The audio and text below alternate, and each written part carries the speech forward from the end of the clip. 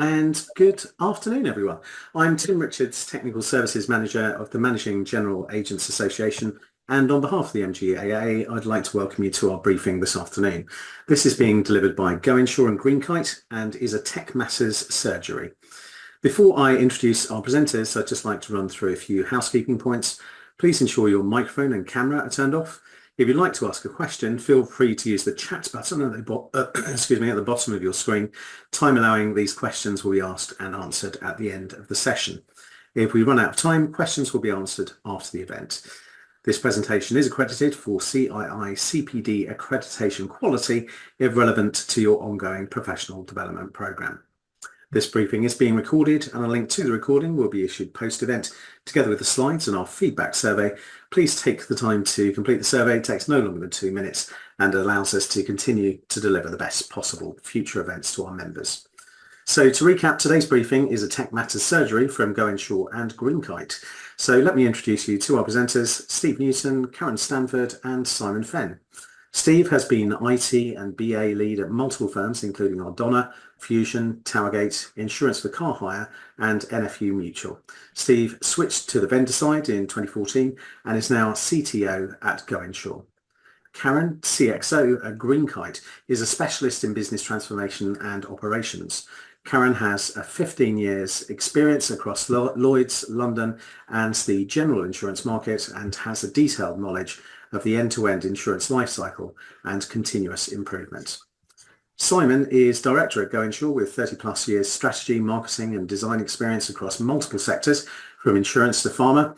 Simon co-founded Pancentric Digital in 2003 and multiple SaaS solutions. He leads Pancentric consulting and SaaS commercial development. So without further ado, do enjoy the briefing, everyone. And Simon, over to you.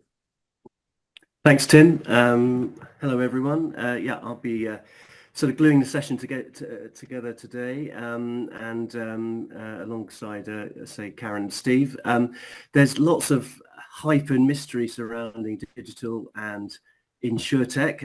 Our goal with these new Tech Matters surgeries is to try and draw back the curtain a bit on technology, simplify things as best we can and help build more confidence around digital change and transformation, offer practical ways to take first steps, next steps to realise the benefits that modern tech offers, whether that's efficiencies, growth, service improvements. We've been canvassing for questions over the last few weeks, and that's what's driving the agenda today. We'll touch on organisational culture and how that rubs up against tech implementation sometimes, legacy systems, cyber data. Those are the topics we'll be covering. If anyone on the call, as Tim mentioned, has got questions about these areas or related, then sort of message and we'll be delighted to try and fit in some answers. We'll also be doing some polls as we go, so keep things interactive. It'd be great to get your input on those.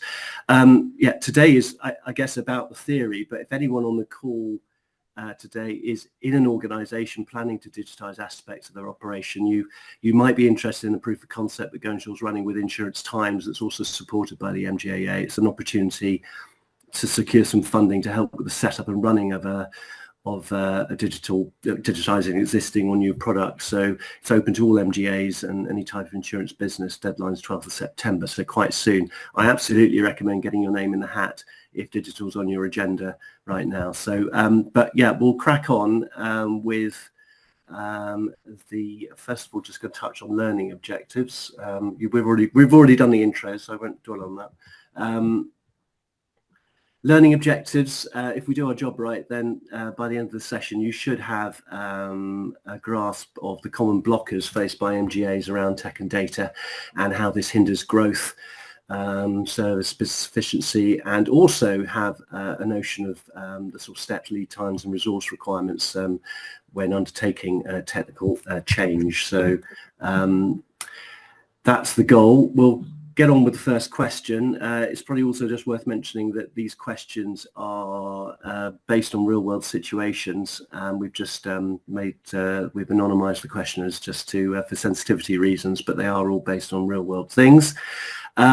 First question here about culture. There are individuals in our business that are entrepreneurial but and want to move at pace, but they're sitting in a system and in a culture that doesn't readily support this. So this session is called Tech Matters, but we could have easily badged it People Matters. Anyone that's ever been involved in a tech project will probably know that the people element and the process element can very easily be the undoing of things and compromise compromise the outcomes of the project. However well established the interplay of people, process and technology, as this diagram on screen shows here, it's extraordinary how failures of the synergy between these areas remains a thorn in the side of tech implementation. So yeah, it's a well-trodden issue. Karen, I know you've seen these issues firsthand. Do you want to sort of chip in with your view on this, experience of this?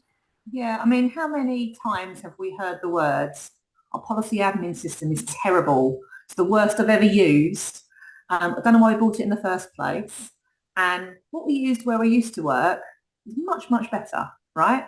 Now, actually, if we unpack a couple of those statements, it actually comes back to people's adaptability to change.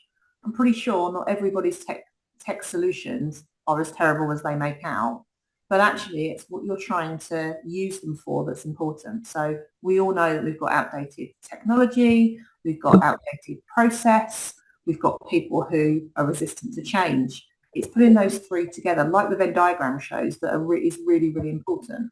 After all, you wouldn't use a toaster to make a cup of tea, would you? And I think that's one of the major issues that we've kind of got out there. I'm working with a client at the moment who has got one of the better solutions in the London market, but it's 3 years and 48 versions behind the current version. So actually they're not able to leverage all the kind of enhancements and development that the solution provider has put in place, which leads to all the benefits in kind of data and MI that they're looking for, because they're that far behind. So actually, is it the technology or is it the client's implementation of the technology that's important? I think the other thing that's really, really key is talking about technology projects. They are not technology projects. They are technology-enabled projects for the business. And that's really, really key. You can't just go, here you go, Steve. I want a new tech solution. Go off and find me one, please, Mr. CTO. That's not going to work, because actually you need the input from the business and you need to be very, very clear on what the business problems are. And I think that's where kind of the entrepreneurs, they've got the great ideas. I want to be able to roll out products within 3.5 minutes of deciding on a new product. But actually the detail and the support that's needed to enable them to do that requires a real blend of the technical experts with the underwriting, the business analysis, what do you want to achieve, what are the right outcomes, what are the downstream implications of the changes you're looking to make, how do we wrap our processes around that, and then the final part of the puzzle is how do you embed that in the technology solution that you have. So without creating harmony between all of those pieces, it's very, very difficult to have a successful technology implementation. Yeah. And Steve, I know it's a pet topic of yours, the magic of no-code sort of solutions.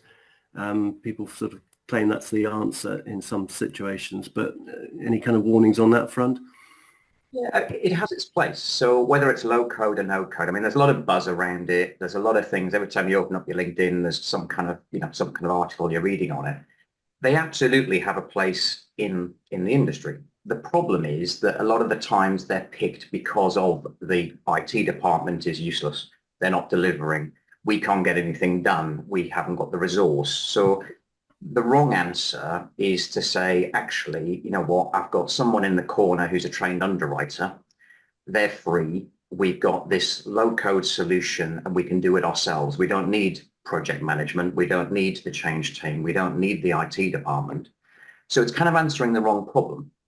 So if you embed low-code, no-code into your processes, not ignoring everything that's just been said, then that can work and it can give you some agility in the right areas that are key to your business and your business plan and everything else. I think the challenge is that so often I hear that they want low code and no code because they don't want to work with IT people. It's like we're a hindrance. We're not, we don't do it quick enough. But there's a cost associated with it, whereby there's another area of the P&L that actually my staff are a sunk cost. I have them already. I can get an underwriter to do that for me, and they can do it on the side of their desk. But again, going back to that people element of it, you have a business plan, you have a successful business, there's a BAU running cost and time and resource. So again, it's not the silver bullet. You still got to make sure you have those resources available, and it's not just oh, by the way, when you have 5 minutes, just spin up a new system for us. So it's really just making sure that you're doing it for the right reasons, and everything that's just been said around the people, process and technology piece, it is the right fit and you are planning it properly. I think from my perspective, lots of clients I speak to with the low-code, no-code solution, I think they go in with the mindset of actually we're going to do it all ourselves. But actually, do they really want to spin up a team of experts? Because despite the fact it's low-code, no-code, you still need to have a very detailed understanding of what you're trying to achieve, the outcomes. You still need things like requirements. You still need to understand the technology. So actually, whilst they go in and probably get the vendor to spin up the first couple of products so that they get used to it, more often than not, it tends to stay with the vendor. It's a quicker way to market, but it never really gets embedded kind of within the organisations in the manner that they originally anticipated. And I think that's quite an interesting finding, that actually firms are reluctant to take that on, because actually they've got the same problem that if I go and build a whole load of product in the way that I think I should build it using Steve's technology, for example, that actually when I leave the building, someone's got to pick that up, someone's got to learn that way of working. And actually, I've done my interpretation on low code, no code, not necessarily the configuration as per the vendor recommendations. And a lot of people have got themselves in trouble that way in the past. Yeah. Well, it probably leads us on to on to, I think, Karen, you've already talked about, I think it's a good point about technical projects are actually business projects first and foremost. And I think that's a really good point. And I think this thing about the people, process, technology not necessarily seeing eye to eye, I think it seems, I guess it sounds a bit idealistic, but having that shared vision is quite crucial, rather than have people in disparate functions not really invested in what's going on, and people in the entrepreneurial sort of domain sort of having the vision but no one else does. I think it's crucial that there's more connection there. But I don't know if there's anything else, sort of, Karen, you wanted to add with some of these points in mind here. I think with any technology solution, there is now an element of configurability, i.e. it's not just you buy it off the shelf and you put it in, right? You are able to configure it to the level that your organisation needs. Now, with that comes some really important business decisions. So, for example, I'll use bordereau management as an example in the market that we all know bordereaux come in various different shapes and sizes and qualities and all of those kind of things. Mm-hmm. You roll out a bordereau management solution within an organisation, you can turn on 100% of validation. So every single field is validated, checked and balanced, and it gives you a final warning and you push it back out, right? And you don't accept it, it doesn't go into the system. That means you're in a constant world where you never get the data into the system. You have to do lots of going back to kind of NGAs and cover holders and all of that kind of cycle, all outside of the system because it's never been ingested. Conversely, you could turn on none of the validation, which means you take the data exactly as it comes through, which means then when you come to use the reporting, it's all poor quality, data quality, it's a whole load of rubbish, it's not worth the paper it's written on. So there is a decision there about where do you start, what do you turn on, and where do you want to go with it? And I think it's kind of an ever-evolving piece. Now, the IT department can't make that decision. The business can make a recommendation. The data team can make another recommendation. When you talk about those small cross-functional teams, everybody needs to sit together and say, how do we solve this problem? How do we want to configure this product best for our organisation where it is now? And what is the longer term view for where do we want to be in 3, 6, 9, 12 months? And I think that is, it doesn't matter what solution you're putting in, you have some really important decisions to make that have really important downstream impacts. And if you get that wrong, that will cause you all kinds of pain. But actually not one area of the business can make that decision. It has to be kind of a holistic team. And I think that's really, really important. Yeah, well, 100% agree. Steve, any tidbits on top of that, or is that? I think that really covers it off. It is that approach which so often fails, and you end up with it being a technology problem. So it's nothing really to add there. I think that really covers it off. That's the key. Yeah, I think the only other thing I'd say is that we've had it's good to try and separate sort of tactical work streams from some of the sort of more strategic change programs. If you can somehow have a slightly different approach to each of those. One's a bit more faster and agile, the other one's more stepped and planned. I think that helps keep the entrepreneurs who want some change going on happy, whilst also achieving some of the more sort of strategic goals for the business. So in terms of technology. Can I make one more agile, actually, because it's coming up on a lot of clients. Agile doesn't mean just things, not requirements, not having a view, not having a product backlog, not having a vision of what your end game is, right? It's not me going and sitting with an underwriter and just spinning things up at my leisure with a developer. It is actually about putting a structured process in that gives you fail fast, build fast methodologies, but you're trying to achieve something and you're clear on what you're trying to achieve. So 100%. I think a lot of people get that wrong. A lot of people are kind of resistant to that because I think agile should be, we'll just take that into the business and we'll just get on with it and it will happen when it happens. That's how projects fail. You have to have an element of structure. Yes, there's a lot less structure involved in an agile methodology, but you still need to have some of the checks and balances and governance to make sure you're achieving in 2-week sprint what you'd planned to achieve in a 2-week sprint, or you haven't because you've underestimated, and then you push that into the next one. That knowing what you're trying to achieve and what is key for each element on an agile process is really important. And I think a lot of people get confused with that. Yeah, good point. We'll move on to just a quick poll. So fingers on buzzers. To what degree are organisational culture issues holding back your business? Significant, quite significant, or not significant? Be interesting to see what people had to say on that one.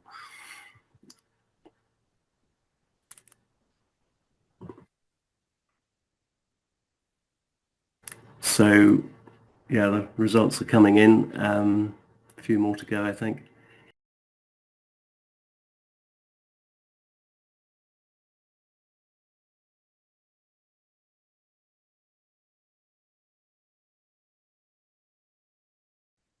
Well, at the moment, it is looking like 44% say significant, 22% say quite significant, and 33% not significant. So it has some significance, without a doubt, as it stands. But I guess it's an encouraging sign that some feel that they're getting it right.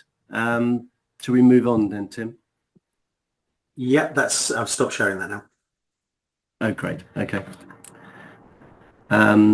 So I'm just going to close that off. Next question is legacy related. So we're a £10 million GWP business with an aging bespoke built PAS, policy admin system. It does its job, but we've seen basic running costs creep up over the years, now very high, too high, we think. Making process changes is punitive with long timeframes, and product diversification is out of the question. So yeah, a familiar theme, legacy. This question brings into focus that forever debate about do we make do and stick with what we have, or do we modernise and go through some sort of process of change? I read a stat actually from PwC recently that on average about 70% of an insurance company's annual IT budget is spent on maintaining legacy systems, general sort of technical upkeep, dealing with regulatory changes, security updates, patches. The older the system, the more financially draining it can be for a business. It can be quite a burden. A story, I suppose, of mounting costs, but also as this slide shows, it's also a story about doors potentially closing on business opportunities. So perhaps that's new products that you can't launch, or maybe spinning up targeted schemes to respond to market trends, process improvement you can't make, staff stuck in unrewarding and unproductive sort of roles that you can't deploy into more value add roles, customers perhaps scratching their heads thinking they're not experiencing the kind of service they might expect from a sort of 21st century business. These are all the sorts of things that can compromise in addition to those costs. Steve, I was going to come in for you. Hopefully you can come in a second on potential pathways, but Karen, you got any views on this one, building on those themes? Oh, legacy, it's the biggest problem out there in the market. There's lots of it. It's complicated. I think it comes back to, I think your statement earlier was around high running costs and sort of process optimization. This comes down to the business case that you need for, I suppose, leadership buy-in to the potential changes that you're looking to make. It comes down to, does the solution meet my needs right now, and does it meet my needs in the future, and therefore do I need to change? We all know that there are very, I call them innovative products out there in the market that are helping speed up kind of product delivery to market, which is primarily where MGAs make their business, right? So to be able to launch new product, especially if you're if you've got a digital model, that is really, really important. I think data and information is another area that is increasing in complexity with the changes with consumer duty legislation and the need for kind of more information. Actually, are we capturing the information we need to capture to provide to our capacity providers to demonstrate that we've got consumer duty nailed? I think the answer is probably no. There's more work to do kind of across the MGA space at the moment, as well as, are we doing things in the most efficient manner, leveraging our staff in the best way, making the most, reducing costs, because actually being able to drop 1 or 2 percentage points on your cost base makes a massive difference to an MGA. So it comes down to, if you're looking at technology as a solution, what is the driver for that? Because it's not the technology that is really going to make the difference. It's the technology and the implementation and the people that are going to make a difference. And the why is really important. Some people look at legacy technology, and if I said, what was wrong with your policy admin system? Oh, we can't do this and we can't do that and we can't do that. And there'll be tactical, BAU, produces me a bit of a rubbish policy document that doesn't really meet my needs. I can't tailor it. Actually, on my iPad's not great. It's clunky. I can't put some extra fields in. That's not the driver. It's actually the outcomes that you're trying to achieve as a business. So I'd say that we need to think of the more kind of business-led outcomes.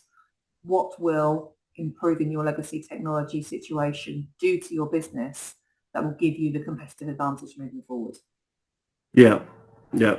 And Steve, I mean, sort of moving on to maybe what one can do, there's going to be all sorts of different, I'm sure Karen's got views on this, but there's probably going to be all sorts of pathways to a better future. And I sense it's not if, but when you might make change or modernise. I think it's an inevitability ultimately, but this particular slide just shows a scenario. Steve, do you want to kind of just chat about this one?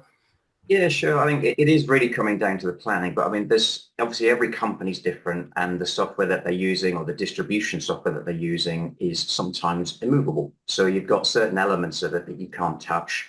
There'll be other elements that you can, and also the difficulty factor. But equally, in the scenario of the question, you are successful. You're doing a lot of, multi-million-pound business. You've got a business plan that your staff probably aren't twiddling their thumbs waiting for you to come along with a new idea and a new project. And going back to the planning of the rollout, we mentioned down on the slide there, the big bang approach. For some firms, that's absolutely fine. You can do that, but you have to resource it and you have to plan it, and everything that Karen just mentioned before. All of those come into play to make it successful. So big bang can work. However, there are other approaches. So if you don't have resources available, but you've got a new opportunity, so typically, director comes along, found a new opportunity, is going to earn us X, oh, we can't do it on what we currently have. You can actually take other systems and other solutions alongside as a building block to potentially roll onto those new systems. So whether that's a scheme goes onto the new platform, or onto something that sits alongside your main platform as a, be it internet facing or whatever it happens to be. It depends on the strategy of the business. But you can actually roll those schemes out and allow you to progress the business whilst also moving and almost kind of stepping stoning into new technology. I mean, some of the technology out there now is, it's older than me. That doesn't mean it doesn't work. It does work, but it has challenges. There's certain constraints around it. There may be certain areas of your business, depending on what you specialize in, that you're not going to be able to compete if you use those old technologies. But that doesn't necessarily mean throw everything out and then go with something brand new and it's going to be easy, throw it at the CTO, make it happen, thanks very much. So in terms of the product rollouts, again, it was talked about earlier on from a people perspective, they're used to the systems that they have. They will always have problems. IT will always be cursed and it will always challenges with, damn IT or the product, or I really needed to do this, or this looks rubbish and I wish we could just fix it. It must be easy. Some of these things are challenging. They need resource, there's priorities, there's all of these things. So, we don't sit as an IT department and have nothing to do. We have long lists of backlogs. There's some things on there that we'd love to do, but actually as a priority, we're never going to get around to do them because actually the business case doesn't fit it, even though a certain person in the office thinks it's the most important thing ever, and that's going to fix things. So it all really comes down to priorities, but some of the things mentioned there, proof of concepts, that's a great way to fail fast. Director's got a fantastic idea. If you go off and spend a huge amount of money on that and, build the battleship, if it's appropriate, then actually, if it fails and you sell 3 policies, you've wasted a whole heap of opportunity costs. So it wasn't the fact of just the cost of doing it. It was actually the staff supporting it, having to build it. It may have taken them away from the business. And then your successful business that is running to a plan that you've already have in place is suffering because actually you've taken your eye off the ball and you're going down a different track. So there's lots of opportunities around proof of concepts, slightly different schemes, maybe doing it in certain different solutions with an eye of either moving parts of your business to that solution, but equally going back to some of the earlier points, there is an element of if you have different solutions, that might be a quicker way to deliver it, but you then have a data problem and you have a staffing processing issue because actually now you've got 2 systems or 3 systems or 4 systems. So it's really, I think the key thing here with the steps process and, what is the solution? It is partly IT. But if you ask your IT department, can you do X? Generally, the answer is going to be yes. The time might not be what you want it to be. The cost might not be what you want it to be, but they will deliver it. But if we get everybody in a room and you say, okay, this is what we wish to achieve, that's when all of these other factors come into play. And you might actually decide that that's not the right answer. Or you may decide that actually you think it's going to be a 3-month project to copy and paste and make it work. But actually it's a 2-year project. And it's really thinking about that strategy of where the business wants to go. And a good idea might still be a good idea, but it might not be a good idea right now. And that's where all these things have got to come into play with the management team of the company, as well as the staff and operational process and everything else. It all comes together. It's not just a single IT problem. But it is sort of practical potentially to run some sort of more modern cloud solution alongside, a legacy system, and the twain may never meet, and you manage to, or maybe one falls into the other ultimately. We've had several things in terms of proposals where you can integrate with some of these systems, even the ones that I mentioned that are older than me. You can integrate with them, but there's a cost to doing that. You may, if it's a different class of business that you're moving into, maybe the 2 things don't need to meet. If it's your core business and everything's reliant on it, then yes, you might want to have it all in one place. So it really does depend business to business, but also not forgetting about the points that we're going to come on to with the data quality and where it all is. If you've got these systems, that's all lovely, but then you've got potentially multiple processes for each one, depending on whether you've made sure that the system actually aligns to the processes rather than got a new system now I need to change all my processes to align to it. So there's lots of things to consider. Tim, I think I saw a question come in. I don't know if that relates to this topic. I can't see it from where I'm sitting. Yeah, I'm certainly read it to you. It's how important is the management of third-party microservices (APIs)? That's probably one for Steve, I should say. Just saying, yeah. I guess there's a couple of ways I could read that, but I think if maybe the person can chip in if I answer slightly the wrong question for them. But so APIs are prolific. You know, every system now has some kind of level of API access. You can integrate, you can enrich data, all of these things. They're all great. You know, all of these things are really helpful from a PaaS system going outside the boundaries of what it's trying to do, or talking to another platform that's an expert in, you know, an actuarial platform or a pricing engine or whatever it happens to be, or distribution plays. The challenge comes from this is a very technical IT thing really, but the challenge comes that if they're third party managed, they're being updated, they're being moved forwards, and you've got to keep on top of that. So when you talk about the kind of the legacy problem and all of the various connections, you are creating part of that as part of this. So if you start talking to lots of third parties and your business, you know, X amount of GWP is related to that working, as an IT department, our cost to actually just do BAU, keep the lights on, make everything just work, goes up. So your resource to keep on top of that when you get an update on an email, so I've got multiple emails where it'll be, by the way, we're releasing version X of this. There's breaking changes on Sunday night. Your service connected to XYZ is no longer going to work. You need to update stuff. So some firms are really good and they'll run multiple versions. You can control it. You can put it into a change process and it works really well. There are others whereby sometimes you're in a position where they're not as good at it and you're beholden to that. So there is an element of knowing who you're working with and seeing what the processes are, but you also have that constant upkeep. So even if it's something as simple as a payment gateway to take money, those don't just get done. So, oh, by the way, IT department, you've delivered it, fantastic, thanks very much, job done, we've spent the money, you've done it. There is got to be a budget assigned to that to make sure that you've got that BAU available resource, available budget to actually get it done. Now, whether that's internal or third party depends on what you're doing, but it doesn't just stand still. And that ties to the cloud piece as well.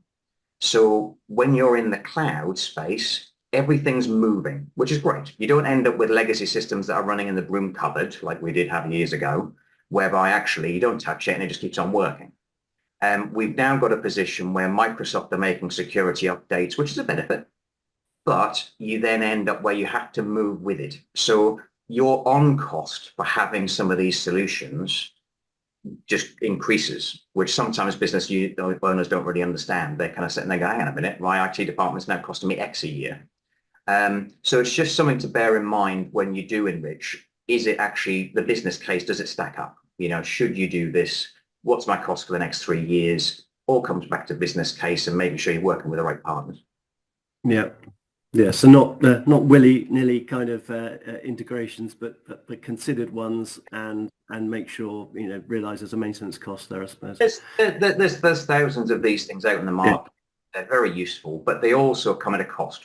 So also forgetting about the IT element of implementation, you know, if you want to enrich your data with some kind, I won't mention brands, but, you know, certain types of companies out there providing enrichment data, that's great. Does it help the underwriter? Absolutely. But actually, if it costs £1 every time you go and ask the question, you've got to factor that into your budgets, because actually your IT teams just knitted it into your process, and actually you're going to end up with a monthly bill coming through. So well, hopefully that answers something of the question there. I'm going to move on to actually, maybe we'll skip, but just because, okay, go on, we'll do this thing quickly. So quick poll, to what degree are legacy tech issues holding back your business? And the answer is significant, quite significant, not significant. Interestingly, we were running a survey. I think we talked about people in 9 different countries, and legacy was very much still the biggest issue. But let's see how it looks here. Still a few more people to vote there. But as it stands, actually, interestingly, not significant is the largest group, but which is, again, an encouraging sign. Maybe that's a UK market thing. Okay, so significant 14%, quite significant 29%, not significant 57%. Interesting. Okay, Tim, probably move on now. I'll just close that off. Cloud, well, and security more generally, we're considering a move to a cloud solution against the backdrop of concerns around cybersecurity, data privacy, and increased exposure to attack. What's the advice here? Well, cybersecurity, it is an increasingly big deal, as we all hear.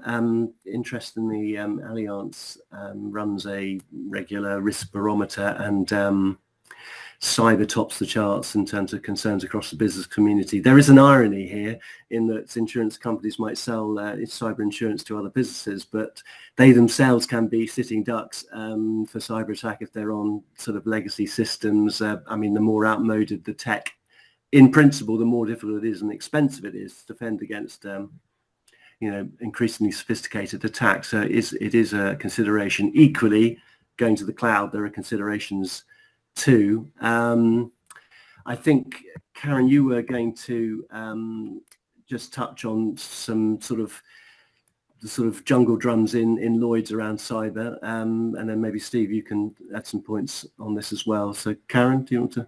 Yeah, so I think I looked at a stat, and 39% of UK businesses have identified a cyber attack. We're all aware that Capita was subject to quite a major attack last year with regards to some of their pensions data. We've had Sabre Insurance hit with ransomware. So, it's not like we are immune as insurance companies. It's definitely out there. I think from a Lloyd's of London perspective, there's increasing concern about kind of supply chain and further down the supply chain, which is kind of hitting kind of MGAs and cover holders kind of harder. So Lloyd's are cracking down in respect of data privacy questions, cyber requirements, financial crime, operational resilience, all as part of kind of the ongoing due diligence for kind of operating kind of under a Lloyd's managing agent. And we're working with Lloyd's managing agents at the moment who are looking to kind of bolster their question sets in respect of these areas, so that they've got kind of better level of understanding of where you guys currently are. Now, it very much depends from an MGA as to whether you're a small MGA or whether you're part of a big kind of broker conglomerate, that the kind of level of where you start and your baseline is kind of a lot different. But at the moment, I think where Lloyd's are going is actually they're encouraging managed agents to ask the question and assess where people actually are on their journey, and then kind of make a risk-based assessment as to where you as an organisation need to be. So it is only going to get worse, in my view, from what I'm hearing and seeing. I think it's something that businesses can't ignore, making sure that you are as cyber resilient as you can be, and that you have everything in line with regards to kind of data privacy is really, really important. I think, you've mentioned ISO 27001. I used to work for a reinsurer who put requirements onto the insurers that they were ISO 27001 accredited. And we went through a process of getting accredited, and it's pretty complicated. It's not an easy task. It's significant investment of time and money. That said, there are things that you can do like Cyber Essentials, Cyber Essentials Plus, which kind of help you move the dial. And I think it is something that boards, MDs, senior managers should definitely be aware of and be thinking about how they do that. But it comes down, one of the things that I think on cyber that is the most important is you can have all of these things, best things in the world, but actually a lot of the cyber attacks come down to people. It's people clicking links, people pressing buttons, people answering emails very innocuously, not realizing they've done it. So kind of the training, the awareness, it's an organizational wide problem. Moving to cloud-based technology solutions is part of the answer, but it's not the whole answer. And actually this needs to be a holistic approach across the organization. Yeah, no, certainly. Side. I'd certainly chime in because we are ISO 27001 accredited, and it is about the process. It is largely process as opposed to there are obviously all sorts of other technology measures as well, but the process that surrounds it, as you say, is crucial.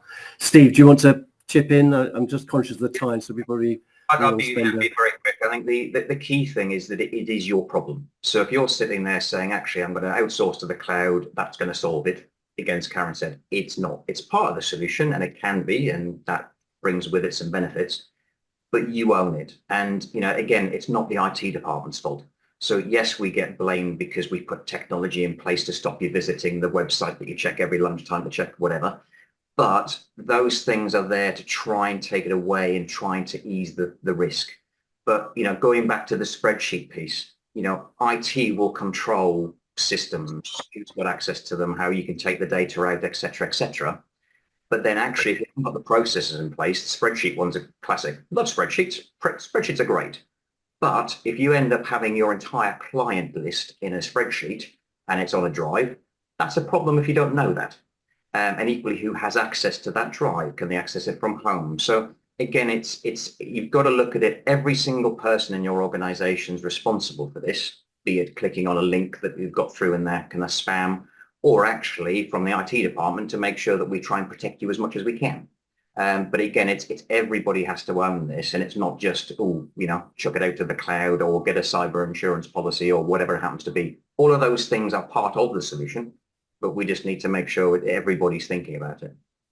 Yeah, no, cool. Right, we'll move on to, I think we've got time for one more topic, which is data. I guess I'll just read out the question. We're a successful MGA and have got where we've got to through largely traditional methods. We know we need to modernise, and whilst we have stacks of data everywhere, it's not leveraged in any meaningful way. What's the advice here? Well, suffice to say, like many things in life, what you get out is very dependent on what you put in the first place. I'd say data is exactly that. Good data collection and joined up management of data is makes all the difference in terms of competitiveness, and well, especially in insurance, where good insights is the thing that will optimize your pricing, your risk profile, and well, actually your relationships with capacity providers as well. So I think this slide here sort of simplifies it into the in and out. But Steve, do you want to lead on thoughts on this one? Yeah, sure. I mean, we all hear it, data is king, and there's, every organization and everybody on this call will know that they've got data that's in a place that isn't easily reportable, or it could be used for something else, or it's not in the right format. So again, it's not IT's fault. You've typically got a legacy of systems or processes, or a person in the office that does this process, and it's a bit of a dark art and we leave them alone to get on with it, but that data doesn't feed into anything else. So again, if you ask the IT department, can you provide a solution to X problem? Yes, they can. But actually, that's not part of it. So an IT person will come along and go, oh, yes, we'll have a data warehouse and we'll pass everything to it. That's all lovely. But actually, you have to drill that down and go backwards to go, well, what do we want out of it? So if it's the actuarial team, they will have very different views on what the data they want out of it. They want access to the raw data. They don't want to deal with kind of, sort of middlemen. They want to go to the raw data. That's what they do for a living. If you're an underwriter, you've got a slightly different perspective on it.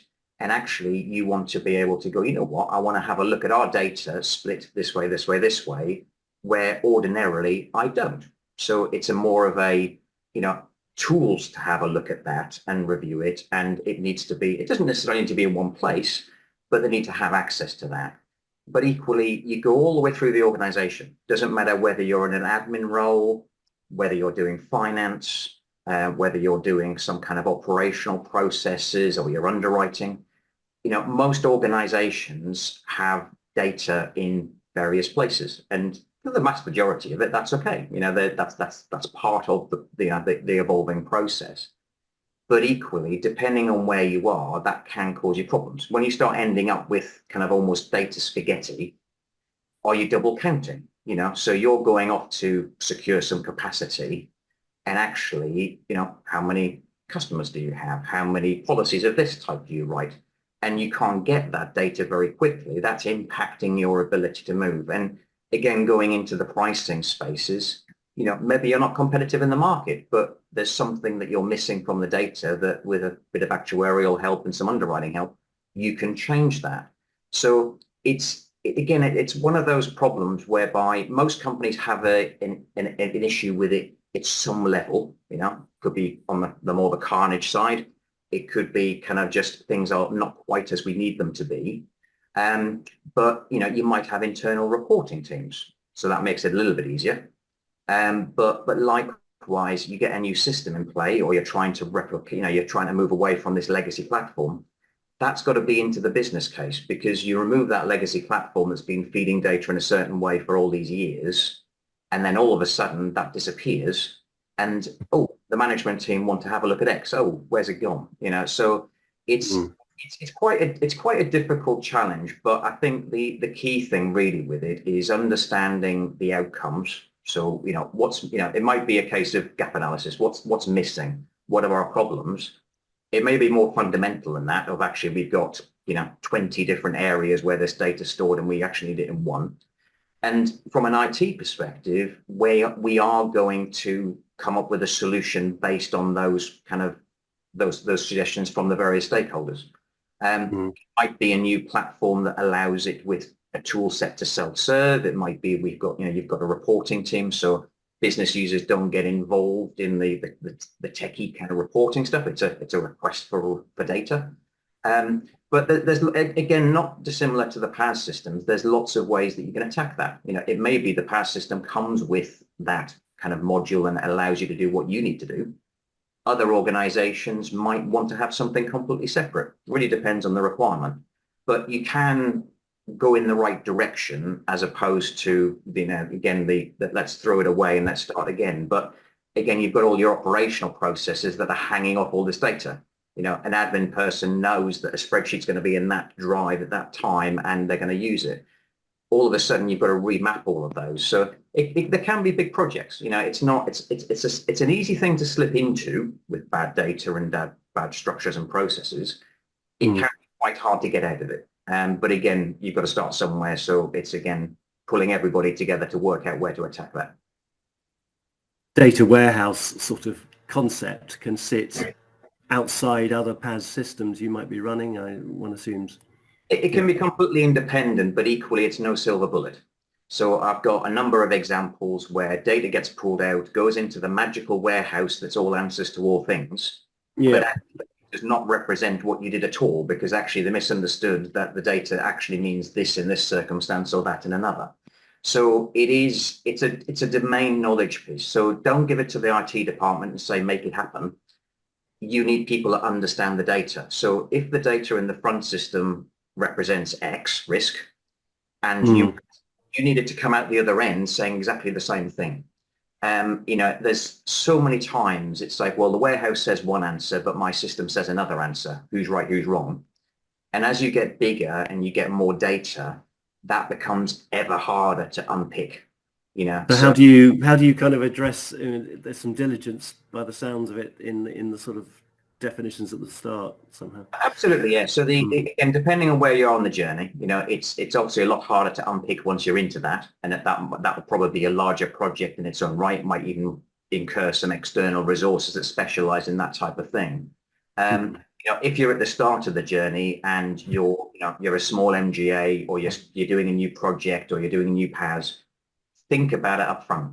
Don't assume that, I'll go live. I need my bordereaux later. I'll worry about that. I'll run around like a headless chicken later. Or I need to look at my management information. I'll tell IT what I want later because we'll worry about it later. It is very much a case of, like everything else, it's what is the outcome that I need to have from this?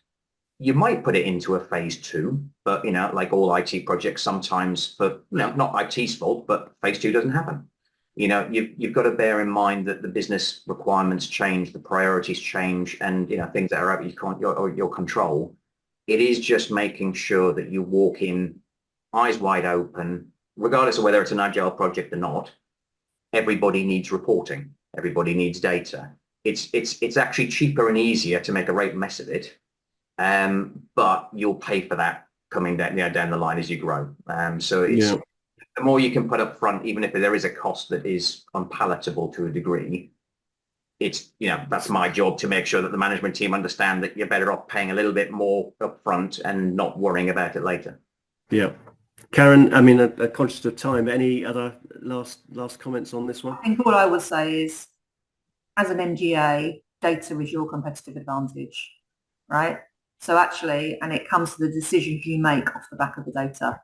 So, as MGAs, you're not alone. There's lots of people struggling with data. Lloyd's syndicates are still struggling with data. Everyone's still struggling with data. But actually, it's the thing that can differentiate you from the market. It's the thing that can allow you to make money. And it's also the thing that can break you as well. I think I'm going to go back to consumer duty. That is asking us to put all of our data together. So it's not just looking at complaints data in isolation. It's looking at claims data at the same time. And if you put complaints and claims data together, all of a sudden against sales, you can start to see where some of your problems and some of your issues are. So these aren't siloed pieces of information. They are currently looked at as siloed pieces of information, but we need to be bringing these things together under one roof. Now, everyone loves a big major data lake, data warehouse, £5 million initiative. We know that's not feasible, but actually you've got to make stepping stones in the right direction. You've got to start working cohesively with a data strategy, and you've got to create a data culture within your organization, because gone are the days where actually data is just the reporting team's responsibility. It's driving underwriting, it's driving actuarial, it's driving pricing, it's driving claims, it's driving compliance. It is so important to your business, and actually, as a result, I would say it's one of the key areas that I would be looking to invest in if I was an MGA business right now. Well, a good point to finish on, I think. I think we've covered most of that stuff there. But let's do a last poll. Is your organisation leveraging data successfully? Are you nailing it, getting there? Do you have a plan? Or is it all still very siloed? Votes are coming in. A few more to come. No one's nailing it yet. 50% are getting there. 29% have a plan. 14% still very siloed. Not everyone's voted yet, as far as I can see. But yeah, there's some indications there. I don't think anyone's nailing it by the looks of it, but it looks like there are movements towards putting plans in place for data and leveraging it. So that's an encouraging sign. We'll close that poll off now, I think. And yeah, so I hope that we've managed to, just wrapping up now, highlight some of the common blockers for the tech and data issues and how that's hindering things, and hopefully you've got a better idea about some of the steps and considerations for taking on change in the business. That was the first Tech Matters surgery. There may be more, hopefully, and if you've got questions, we've probably still got time for a minute. Tim, is there any other questions that have come in, or?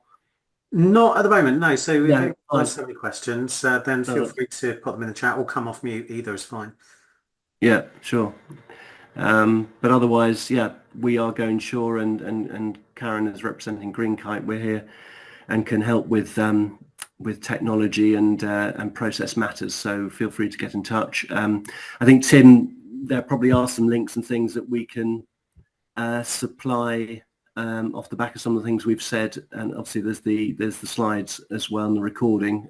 Yeah, I think we can provide those bits and pieces to you, and you can circulate those, I guess. certainly will do. Yeah, not a problem at all. Good. I think that's us done, really, unless there's anybody got any other final questions. It's all silent. Doesn't sound like it. Stunned silence. Brilliant. Thank you. Well, thank you everyone for coming along, and anyone else that watches this recording later. Thanks, Karen. Thanks, Steve. And thank you, Tim. And yeah, just to reiterate, thanks so much to Steve, Karen and Simon for your session. I'm sure everyone would agree it's been really valuable.